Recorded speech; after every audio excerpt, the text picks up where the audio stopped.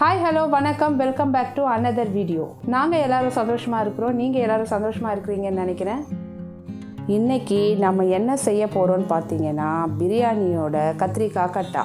அதற்கு தேவையான பொருட்கள்: கத்திரிக்காய் 1/4 கிலோ, வேர்க்கடலை 2 டேபிள் ஸ்பூன், வெந்தயம் 1/2 டேபிள் ஸ்பூன், எள்ளு 1/2 டேபிள் ஸ்பூன், தக்காளி பெரியதாக 1, வெங்காயம் பெரியதாக 1, மிளகு 1 டீஸ்பூன், சீரகம் 1 டீஸ்பூன், கருவேப்பிலை 1 கொத்து, பச்சை மிளகாய் 2, இஞ்சி பூண்டு விழுது 1 டேபிள் ஸ்பூன், 1 டீஸ்பூன் மிளகாய்த்தூள், 1/2 டீஸ்பூன் மஞ்சள் தூள், 1 டீஸ்பூன் தனியாத்தூள், உப்பு தேவையான அளவு, எண்ணெய் 100 கிராம். பேன் வச்சுட்டு வேர்க்கடலை, வெந்தயம், எள்ளு 3ஐயும் ட்ரை ரோஸ்ட் பண்ணி எடுத்துக்கோங்க.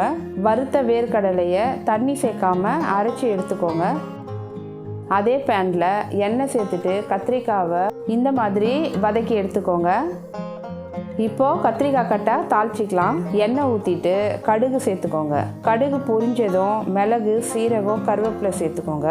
மிளகு சீரகம் பொரிஞ்சதும் வெங்காயம் சேர்த்துக்கோங்க. வெங்காயம் அரை பாகம் வதங்கினதும் பச்சை மிளகாய் சேர்த்துக்கோங்க.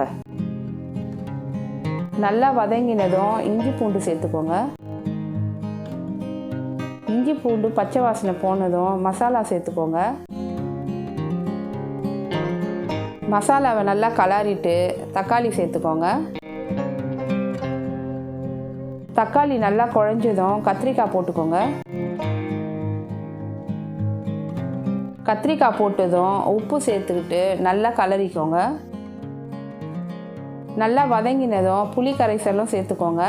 மூடி போட்டுட்டு கேஸை சிம்மில் வச்சுட்டு ஒரு 5 நிமிஷம் நல்லா வேக வச்சுக்கோங்க. அரைச்சி வச்ச வேர்க்கடலை பொடியை சேர்த்துக்கோங்க. 1 கிளாஸ் தண்ணி சேர்த்துக்கோங்க. ஸ்டவ்வை சிம்மில் வச்சுட்டு மூடி போட்டு திரும்பவும் ஒரு 5 நிமிஷம் வேக வச்சு எடுத்துக்கோங்க. கடைசியாக நல்லெண்ணெய் 1 டேபிள் ஸ்பூன் சேர்த்துக்கோங்க. அவ்வளோதாங்க, நம்ம கத்திரிக்காய் கட்டா ரெடி. இந்த கத்திரிக்காய் கட்டா நான்வெஜ் பிரியாணி, வெஜ் பிரியாணி, இட்லி, தோசை எல்லாத்துக்குமே சூப்பராக இருக்குங்க. ட்ரை பண்ணிவிட்டு உங்கள் ரிவ்யூ வந்து கமெண்ட்ஸில் சொல்லுங்கள். நீங்கள் எங்கள் சேனலை சப்போர்ட் பண்ணணும்னு நினச்சிங்கன்னா லைக் பண்ணுங்கள், ஷேர் பண்ணுங்கள், சேனலை சப்ஸ்கிரைப் பண்ணுங்கள். தேங்க்யூ.